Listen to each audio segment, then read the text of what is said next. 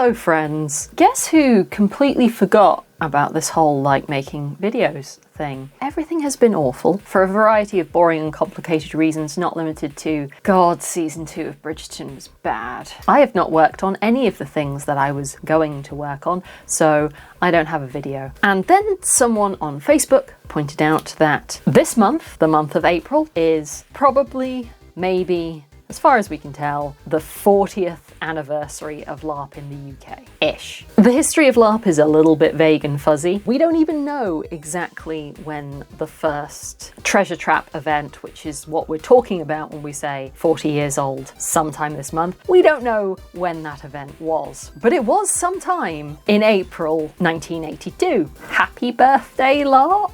I couldn't find anything from 1982, but I could find a video from 1983, still April, so the game would have been running for about a year, and it's from a British children's TV show called Blue Peter. I'm aware that explaining Blue Peter to most of my audience is completely superfluous, but for the significant percentage of you who don't come from the UK, Blue Peter is like a magazine show for children, and it's been running since like the 60s. The general format is that the Blue Peter presenters go out and find out about stuff or have a go at things and present it in a format. It's aimed at children. I just thought it would be fun to look at some LARP from nearly 40 years ago and see how it's different. Obviously the 40-year mark is only LARP in the UK. The US has its own legacy and I'm sure Europe does too. Woefully unprepared for this video. Fuck it, let's do this.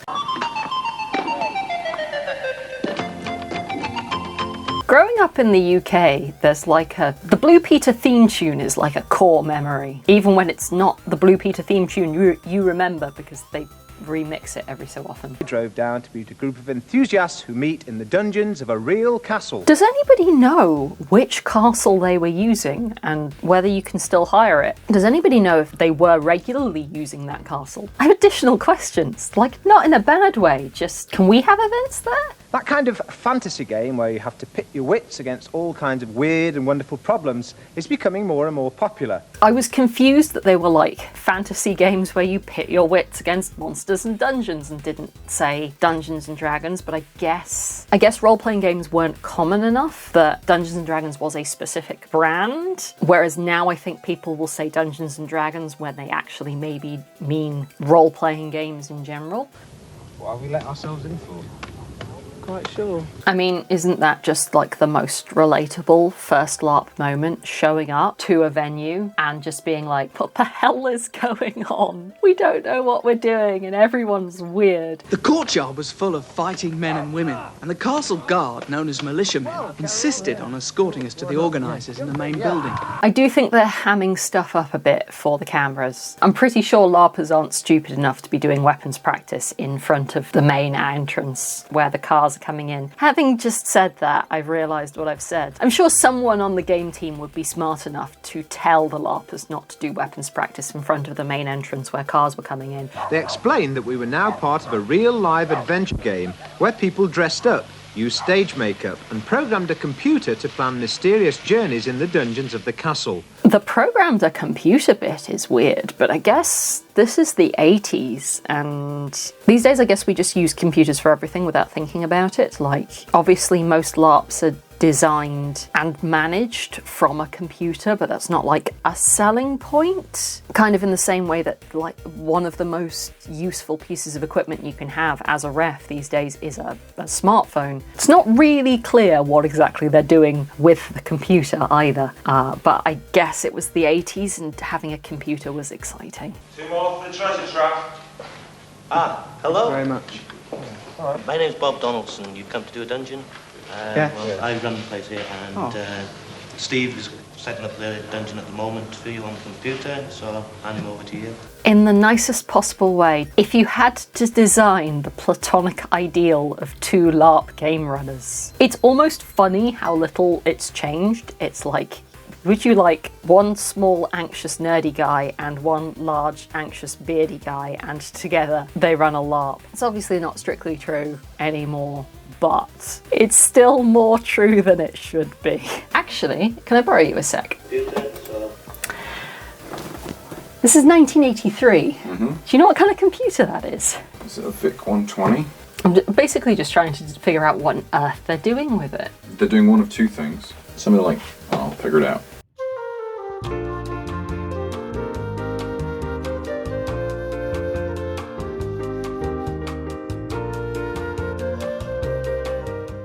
One thing I think they've done really well, which a lot of modern LARPs neglect, is they've got a front desk where you go and sign in, get told what the situation is, can have someone go, hey, you're first time LARPers, here's how do, let me introduce you to some people. A lot of LARPs these days are either so big that front desk is just, hi, you're here, here's your stuff, which makes complete sense if you're trying to deal with 1,800 people in a field, but I think a lot of what I would consider to be mid-sized LARPs, somewhere between 50 and 150 people, quite often you just show up and they're like, yes, find where you're sleeping, sort yourself out. We will attempt to keep you apprised of when time in is actually going to be because we're running behind. How behind, we don't know. Cannot overstate the importance of having a person who's like, hi, you're here, sign in please, both from a health and safety point of view and from a player welfare point of view. Hi, Steve. Oh, hi.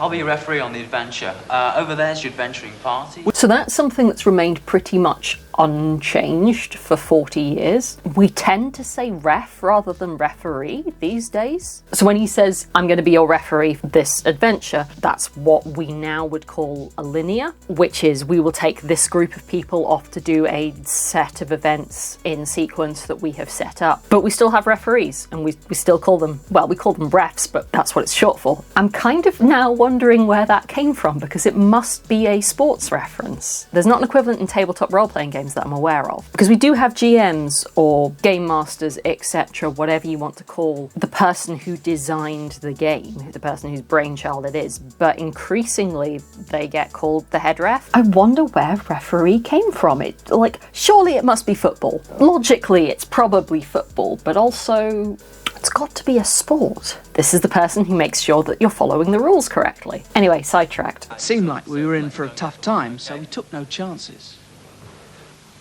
That's better. Very nice, like that. Well, I'm glad I've got that on. So the video quality is pretty poor, but it means that I can't quite tell what the costumes are made of, but they do seem to have some generic stuff to put over just whatever clothes they were wearing. It looks like everyone's wearing jeans and regular walking boots. It's very sweet of them to put the little Blue Peter badges on what presumably were helmets and shields that they already had. That armor is leather, but I can't tell what the hats are made of, but I can't tell if they're like, the way they're handling them, I don't think they're metal, but I'm not sure they're plastic either. Our companions were Tony, Blaze and young Stuart. I appreciate that they've picked like a somewhat diverse party in terms of like age and gender. Blaze just has the face of someone who's like, good. Some more guys who know less about this than I do. I'm sure they're fine. What happens if we get stabbed? If we get killed? Is You that will it? surely die. Is that the end of the game? You're dead, yeah, your character's dead. It's kind of interesting to me when you mention that you LARPed people. They're always like, what happens if you die? And it's like, it's the first thing everybody goes to is, so does your character die? Yeah, but it's like not the most interesting part of the game. Some of us spend quite a long time avoiding that exact situation. It is kind of interesting that we're like a quarter of the way through the segment, and we've talked a lot about fighting and a bit about like puzzles and quests and stuff, but nobody has mentioned roleplay. Yeah, I'll take some combat practice now. Okay, well, would you like to follow me? The full clipboard hanging around your neck look is... I'm glad we have smartphones now. Steve, our referee, led us outside where everyone was practicing, although luckily the weapons were only plastic and rubber. So we've established that these are all foam swords. They look pretty good. So we don't have the same tradition that is very, very common in the US of boffers, which is very oversized stuff made of basically pipe lagging and duct tape. If you turn up to most UK LARPs with one of those, even though they're probably safe, the refs aren't going to let you use them. We just don't do that here. It's really interesting that it's the 80s, and obviously the picture quality is really, really poor, so I can't see details, but they look plausible-ish. There's definitely not the really really exaggerated size and texture that you get from homemade buffers. So I wonder what they're made of. Those shields are just plywood though. We also don't let you do that anymore. I think some systems still allow wood cores, but not many. Now? And there's dogs just running around while everyone's doing weapons practice. So, like all the other players, we grabbed the chance for a spot of swordplay.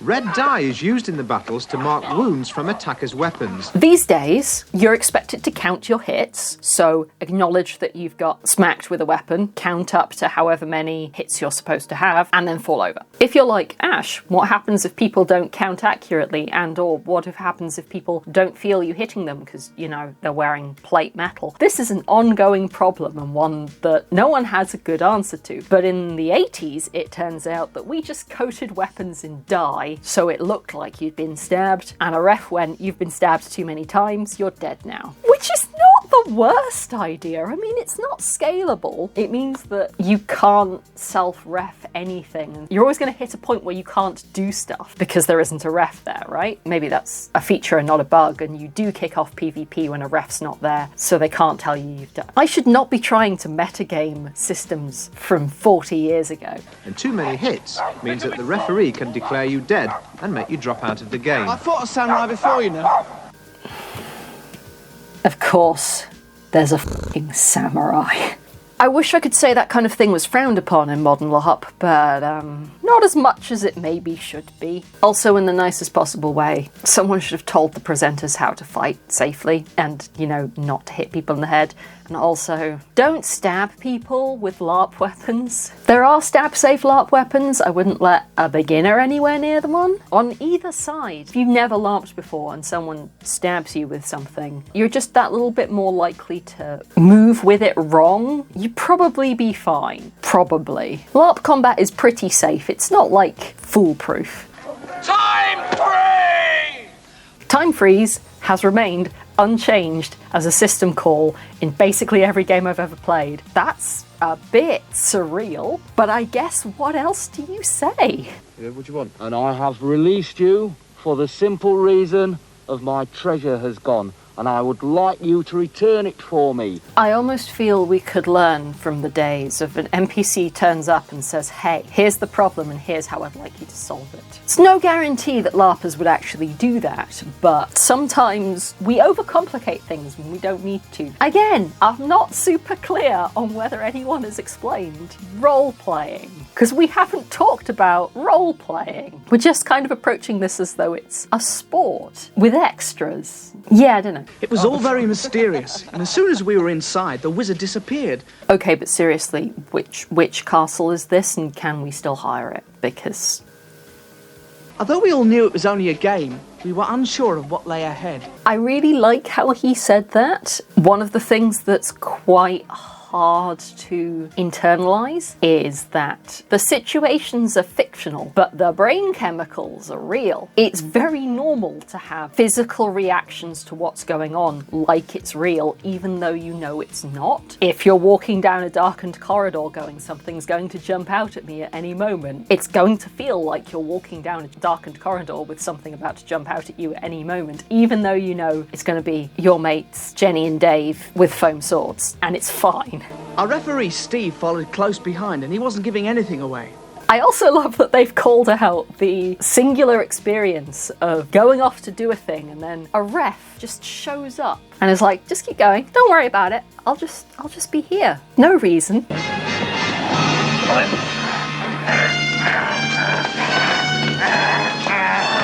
It is a truth universally acknowledged that LARP combat does not look good on camera. We're very used to seeing very tightly choreographed professionals fighting. Real fighting's not like that. Even fencing looks kind of dumb from the outside, and that's way more intense and like formalized than LARP combat is. Also, it's pretty obvious that they've staged some stuff for the camera because this is the 80s and it's not going to be like a little handheld camera, it's going to be a big monster. But I think they've done an okay job of making it look cool. Remember that this is for children. I tell you what though, if I was running this linear, the monsters would not all be attacking from the front. There's like 6 or 7 different doorways. You have them wait out of sight and then dive out after they've gone past. That's way more harrowing. A single skillful forward thrust had caught Peter with his guard down. Don't thrust with LARP weapons, generally. Again, stab save weapons exist, but you have to be careful. You dead?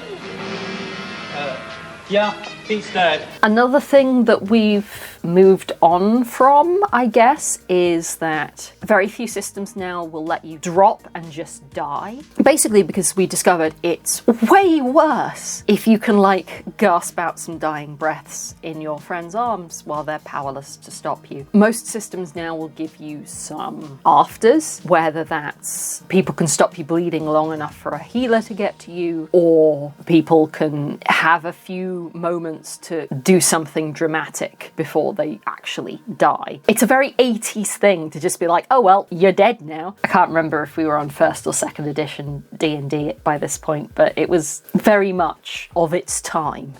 Before you continue, I require 2 slaves. No way! Sorry, they must remain. Within the belt are 2 tokens. Again, this is extremely early versions of D&D. Rocks fall, everybody dies is not really something we do anymore. I'm wondering if they simplified stuff a lot because they're not in the hobby and this is their first time doing it. And again, they have not talked about role-playing at all. And I kind of wonder whether they're like even aware that they should be in character. Who knows? It's not a good encounter. You can design much better encounters than this, but I'm not holding that against Treasure Trap. I think they possibly did this for the TV cameras. I'd escaped, but Tony wasn't so lucky. No. The other players seem to be role-playing, I think, maybe? Come on, lady, come on. Go on, after you. Ladies first. Also, we've interacted with Blaze literally once and, soft misogyny.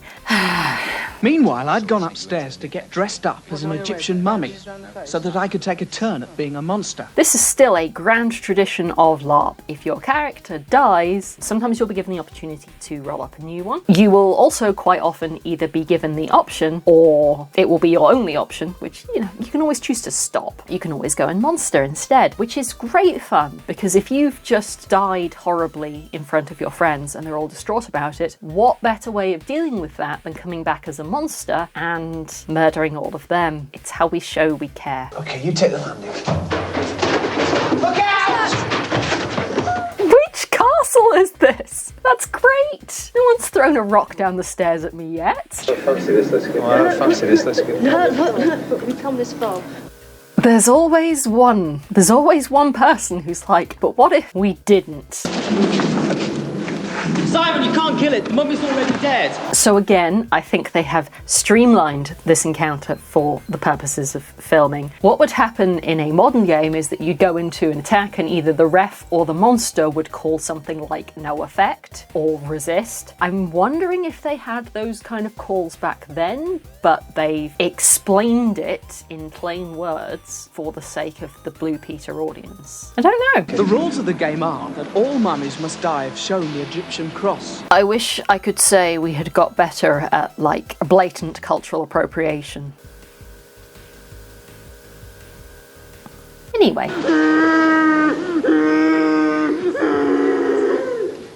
Dying is a lot of fun at LARP. I don't know what to tell you. Yes! We've done it! So I really like what they've done because they've put some like props in there and that, but they've put chainmail in the chest, which is going to make it weigh a ton, which means it's actually going to need both of them to move and carry it. That's really nice as a cost-effective way of making a prop that has some kind of realism to it. You can imagine that it's actually full of gold coins, but when you pick it up, it's still going to weigh a lot. Now plastic props are so easy to get hold of that we kind of default to just like, oh, well, we'll just paint a bunch of plastic stuff and shove it in the box, and actually, like, weight of props is a fun thing to play with. Gosh, yeah, they're actually struggling with it. Maybe too much chainmail. Simon still hadn't realised I was the mummy. I waited until... Asteroids! You had me a bit worried at one stage when you were dying. You made a lot of noise.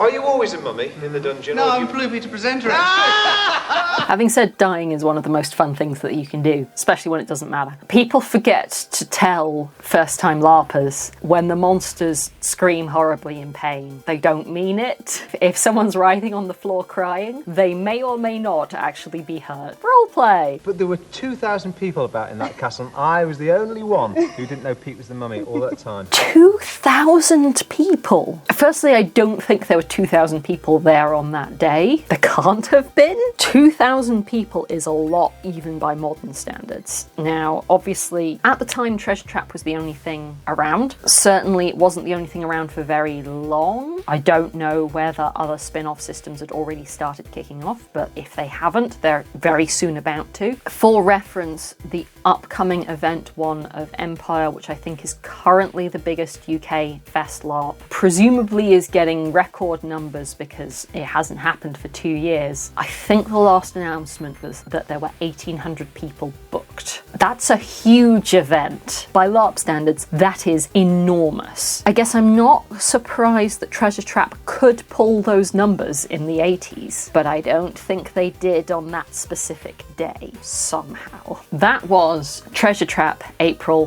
1983. I wish I had something from 1982, but I don't, and I also wasn't going to wait a year to use this video idea, so here you go. I think it's very fair to say that LARP in the UK has changed quite a lot, but also maybe not as much as we think it has. To my knowledge, Treasure Trap doesn't really exist anymore, which is to say, in its original incarnation, Treasure Trap spawned a whole bunch of other systems, some of which are still going, and some of which, like the ones that became university affiliated, are loosely still the same thing, but actually have mutated a lot over the years. Others, not so much. Very little mutation at all, actually. I'm looking at you, Labyrinth. But I hope that those of you who don't LARP enjoyed a little bit of an insight into how accurate, maybe, some of the images of the past you might find are, and also I hope those of you who do LARP enjoyed a little bit of nostalgia, even if, like me, it's slightly weird nostalgia because I wasn't actually born. Only just, but I wasn't actually born. We will shortly be back to our regular scheduled programming as I get over myself and actually start sewing again, in spite of the fact that I don't want to look at anything Regency ever. Get on with the Field Kit Wardrobe series, in which I show you how to make a costume for a Fest LARP game here in the UK. I have absolutely no idea if I'll do another video like this again. I guess it depends on whether I can find that one episode where Dara Brian goes and tries to do stand-up comedy in a field of LARPers. I know it exists, I've just never seen it. But anyway, if you'd enjoyed this, don't forget to like, comment and subscribe to keep the YouTube gods happy. Follow me on Instagram, I mostly post cat pictures and occasionally costuming stuff. Down in the description box you can find a link to my Ko-fi, where you can make a one-off or reoccurring donation to support this channel. Members get early access to videos and possibly more stuff in the future. I haven't figured it out yet. Either way, you'd make me really happy. And so until next time, dream big and I'll see you very soon.